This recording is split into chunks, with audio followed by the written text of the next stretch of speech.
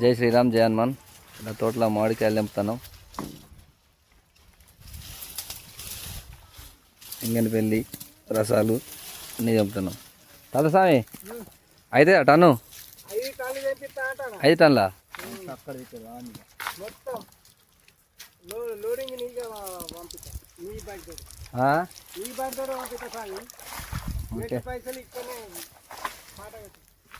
బాగా రాలింది ఈ సంవత్సరం. అడ్డరాలు కాబట్టి బాగా రాలిపోయింది.